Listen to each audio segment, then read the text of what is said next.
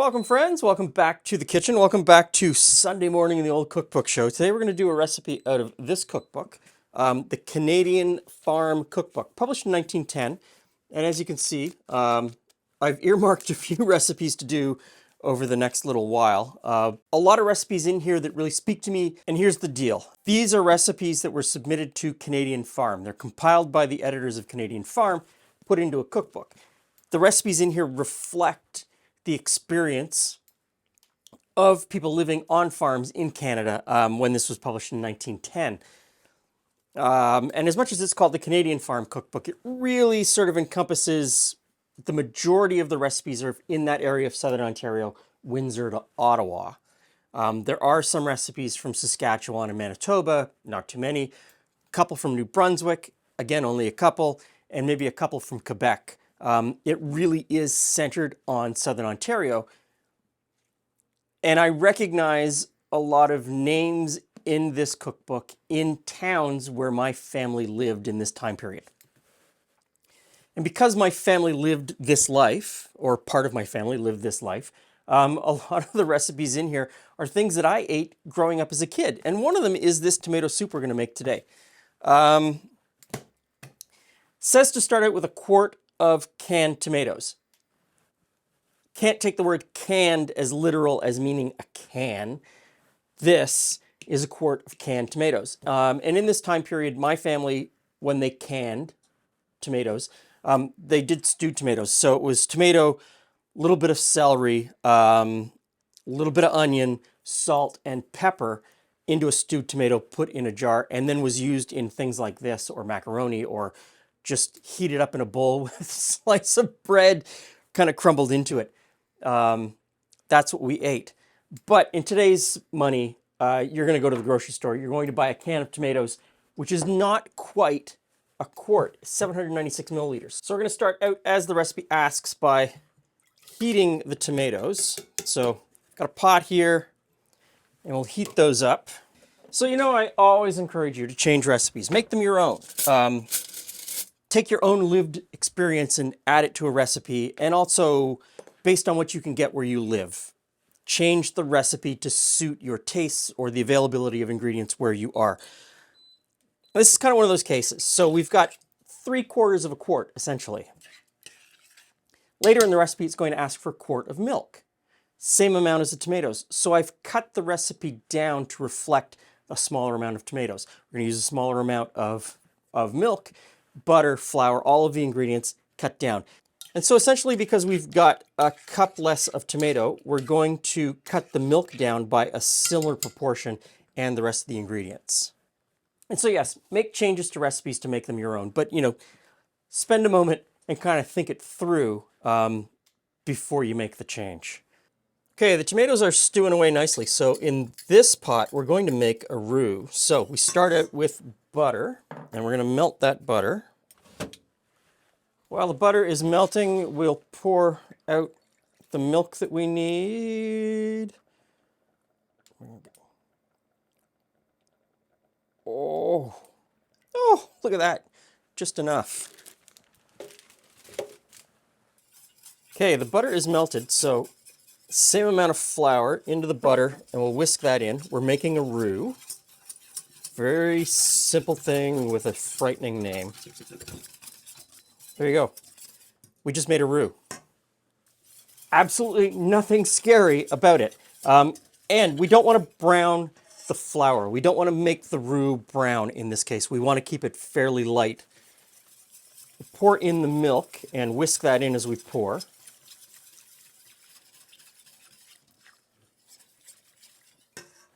Season it with a little pepper and some salt. And we'll just let that heat away here. It'll thicken up.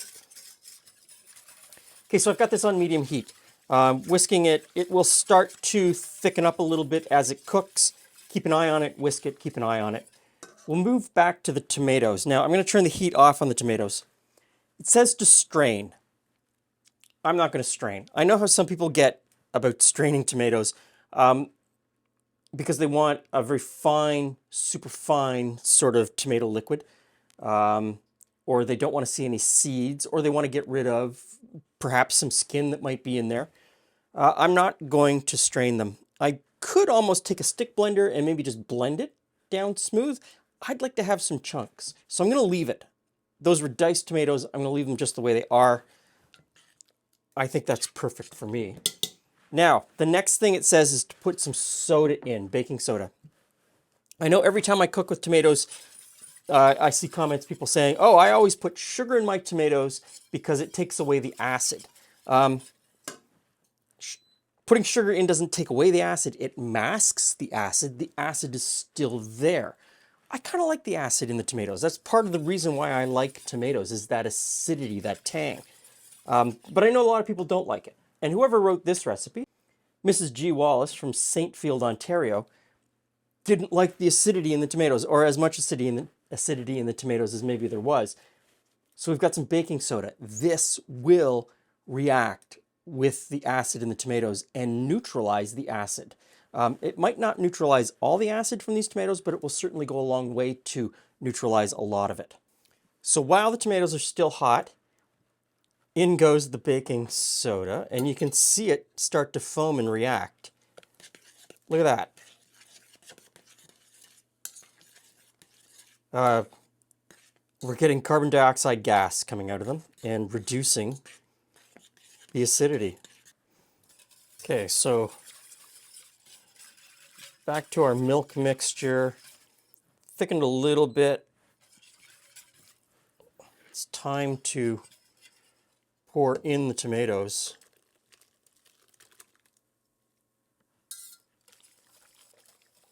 Okay, so I'm just going to leave this on the heat for a little bit and let it thicken up a little bit more. Okay, a couple of ladles of tomato soup.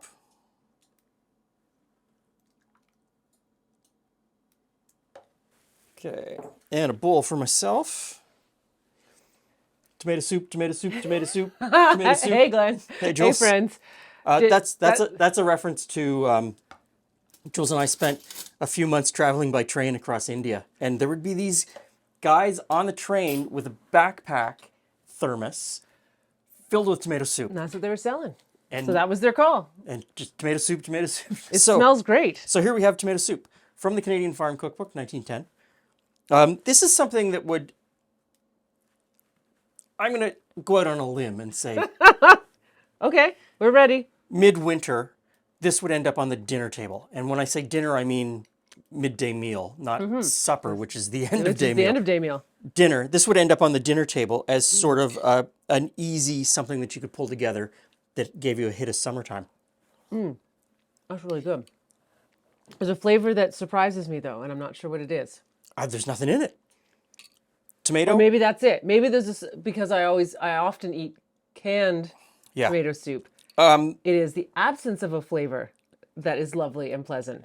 So I'm going to go opposite to Julie and say there is a flavor that's missing. Okay. And that's the acidity from the tomato. So once the tomato was hot, I put in, it asked to put in soda. So that's what's missing that makes it so pleasant. Yeah. Okay, so it's like... That's what's missing that makes me wish it was there. So yes, it's the lack of the acidity from the tomato. Yes, and so fortunately, I'm one of those people who that acidity of tomato is really... by midsummer, it's like I have a 1 tomato a day rule because I cannot eat any more than that. So this is a great base tomato soup. Comes together really quickly. You saw how quickly it came together. You could start this and be eating it within an hour, which is pretty much what I did, as well as filming this and preparing the trays for the next recipe that I'm about to make. This was done in an hour. And you could build upon it with some other flavors, right? If you wanted to, you could really build upon it with some other flavors. But as a tomato soup. You know, Glen's glow too. You could have put some Rotel in it. Wow. Exactly. Or Ma's chili sauce. Some tomato-based chili sauce, and that would be great. Anyway, this is a great recipe. My bowl's half gone. You're going to see this book over and over and over again because I've got probably a half dozen recipes picked out, ready to go. There's a bunch of recipes from Boyd's in there, from down along the St. Lawrence River. Oh my goodness. So, thanks for stopping by. See you again soon. Oh, and I don't know when this is coming out, but once again this year I am flying in Hope Air. So after the recipe, after the closing credits, there'll be more information about Hope Air. If you can help out, that would be great.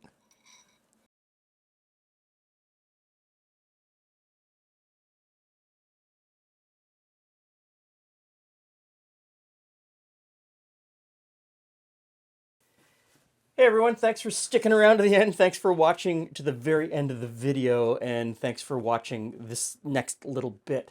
Once again, in 2025, I am raising money for Hope Air and participating in the Give Hope Wings flight across Canada that both raises funds for the Hope Air charity, but also raises awareness in the various communities that we stop in and in the wider community through you, that this service exists and that this need needs to be met. Hope Air is a charity that allows Canadians who need healthcare that is not available in their community to travel to the larger cities in Canada where that need can be met.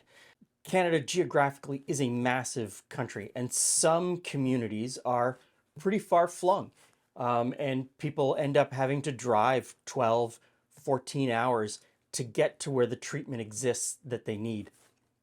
And while healthcare in Canada is universal, any Canadian shows up at the door of the hospital, care is freely given. You have to get to the hospital or you have to get where the treatment is administered. And for a lot of people, this can be a very difficult time in their life. They're juggling a lot of things. They may not have the financial resources to fly to Toronto and put themselves up in a hotel room for a couple of nights and meals and so on and so forth. And Hope Air is a charity that takes care of that, takes that burden away, takes that weight off of people's shoulders, and allows them to just get well. So my part in this is to raise awareness and to raise money. I work with other pilots who fly some of these people who are seeking treatment from smaller flying communities to larger centers like Thunder Bay, where they can get a commercial airliner that will take them to Toronto or Winnipeg, so on and so forth.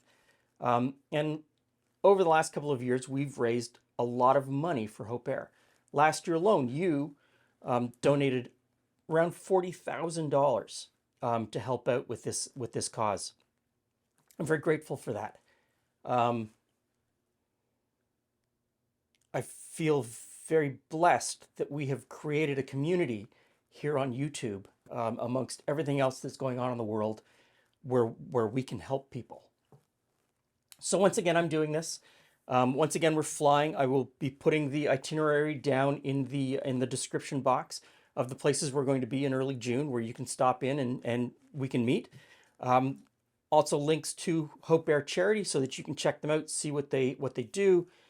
And if you're moved to help, there will be a link to the fundraising page. For everyone who has given in the past, I thank you enormously. And everyone who is about to give, thank you.